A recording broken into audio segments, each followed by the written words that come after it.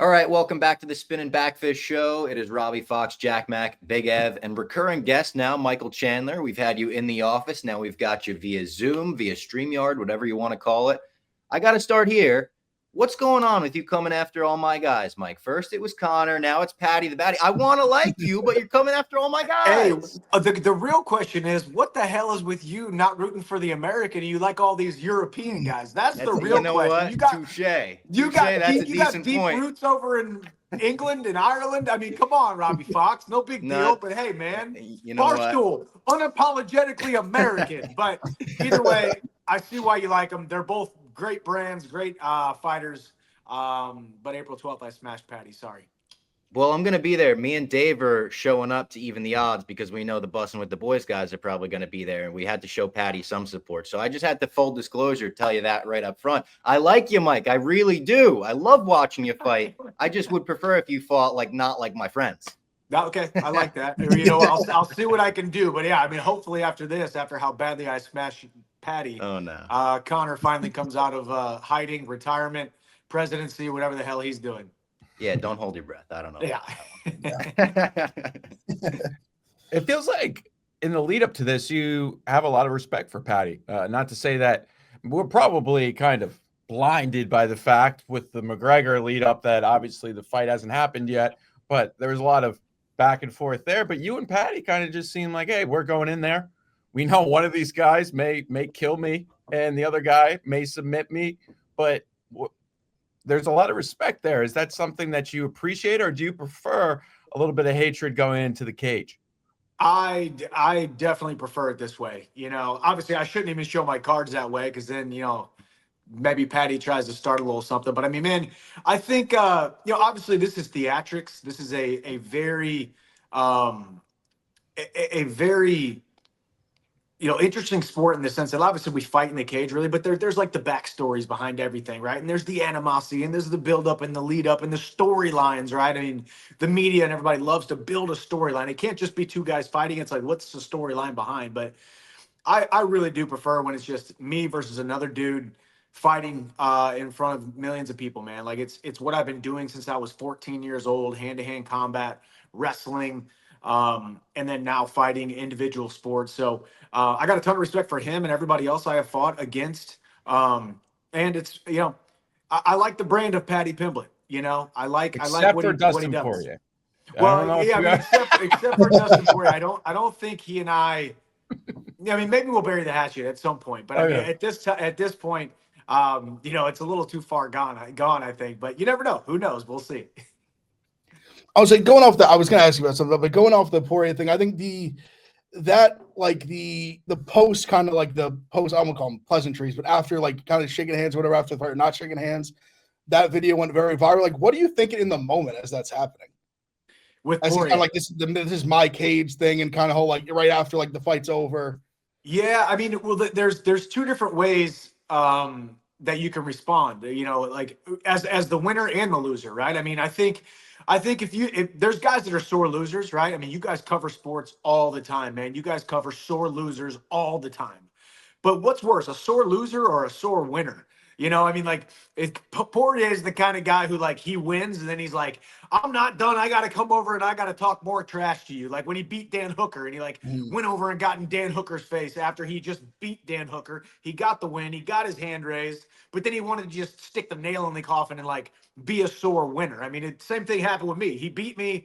Cool, dude. You did your job and you got your hand raised. Now you got to have these extracurriculars, which in my mind is even worse. Makes you look even more petty. Makes you look even more worse, right? It's like let your win do the talking. Let your performance do the talking. You don't need to keep on chirping and talking. I'm pissed off at myself. I'm mad I lost. Just fell short, and now you want to come over and talk more trash to me. I'm like, dude, just get out of my face. But I tried to keep it pretty cordial, but I also wanted to kind of be a little snarky, like, oh, dude, this is your octagon, the Madison Square Garden. Like, this is your house. Like, shut up, dude. This ain't the house that you built.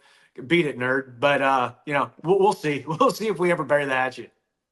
Obviously, you've been like very respectful to your opponents after wins yourself. Like, how do you deal with that though? I always think that's an interesting dynamic as the winning fighter of giving the fighter his space, or maybe going up to him, showing respect? Do you wait till you get in the back to show respect? Do you wait to send him a message afterwards? Like, is it different every time? It's a good question, because didn't we talk about this on y'all's show a couple of years ago? We did because I think that the backflips get referenced quite a Yeah. bit. Yeah, I think that was Backflips.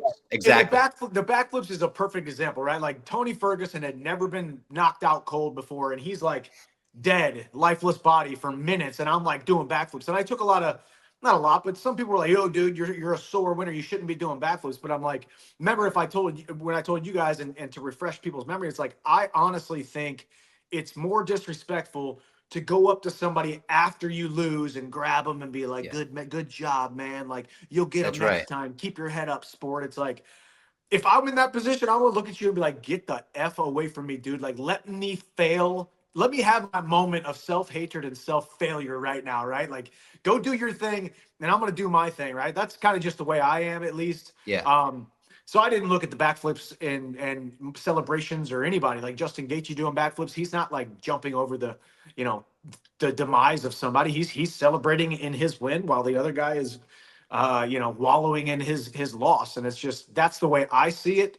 And then once the dust clears a little bit, and then you guys can come back together in the center of the octagon, shake hands, God bless you, brother, move on, and wish you the best.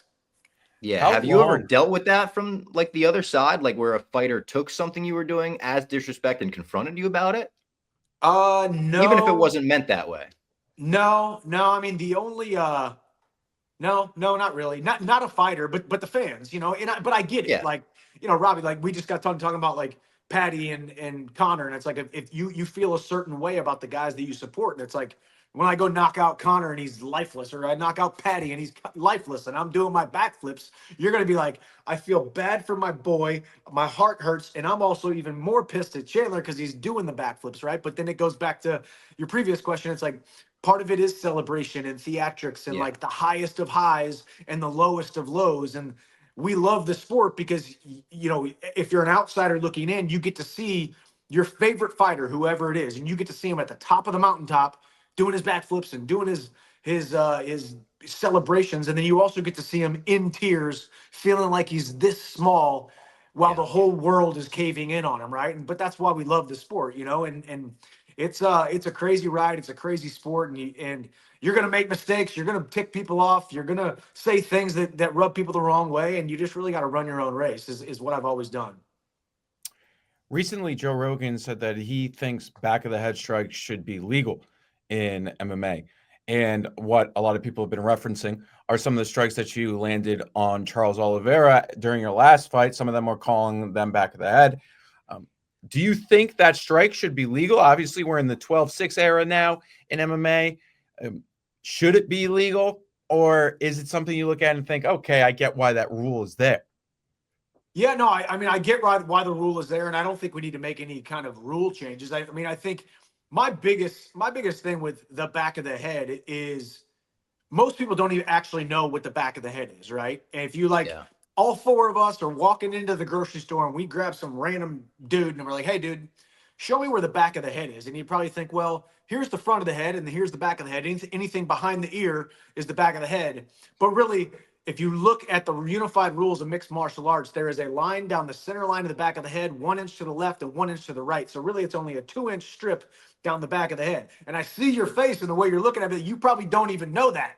You probably haven't even looked at the unified rules of mixed martial arts. So if you look at the strikes, yeah, they look like they hit the back of the head by definition to Joe at the grocery store. But if you actually look at the unified rules of mixed martial arts, and then you also look at the angle, I mean, the direction of the strike, similar to like that 12-6 elbow. This is 12-6, but this is not 12-6, So it's like you're talking about a game of millimeters here. And then if you look at a lot of the shots that hit the back of the head or hit Charles in the head, none of them were going directly to the back of the head, and all of them were kind of at an angle. Plus his head is moving. Plus the referee's job is to say something. If he sees the back of the head strike, Keith Peterson is there within a foot and a half, never said one thing. So, man, do I think it's unfortunate because I am a man of character and following the rules and doing the right thing, and it irks me and it hurts my soul a little bit when people are like, oh, he's a cheater and he's a dirty fighter. Yeah, it does. But also, the court of public opinion is gonna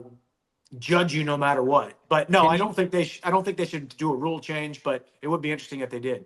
Can you hear Keith Peterson in that moment? Obviously, I remember MSG was as loud as it was during your fight against Poirier. It was like, I mean, I couldn't hear the guy next to me. Could you, like, in that moment, or I know some fighters have told us, I can hear my coach no matter what. It could be the middle of like a bomb going off. For whatever reason, I can hear it. But does Keith or whoever's in there with you, will you be able to hear him in that moment? I know he's 6 inches, a foot away, but still it gets loud in there. Yeah. No, I mean, I hear referees all the time. And obviously there's a big difference between me and my opponent standing in front of each other and we're kind of just, moving for position compared to I'm down on the scorecards. I just dropped Charles Oliveira. Yeah. He's down the Madison Square Garden, 19,600 people were to their feet at that moment, screaming, every single one of them.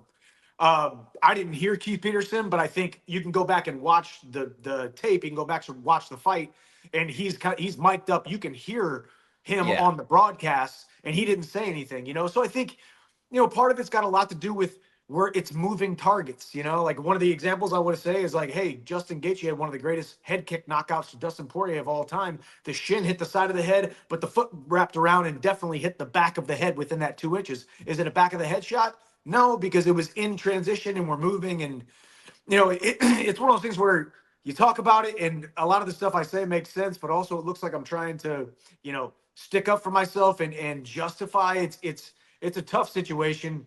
I don't like the narrative. However, fighting is fighting. And unless you've actually been in there, you don't know what it's like to be within the confines of competition and be in that fight or flight mode. And you're just in there reacting and responding and your body does things that you wish it wouldn't do sometimes, but it just does. Yeah. You've had such a polarizing run in the UFC, all these fight of the nights, like did the Dana Whites of the world calling you like the Arturo Gatti of the UFC. But then even had some other people say things like, oh, like they like to see you use the wrestling more. They think you could like win more fights that way.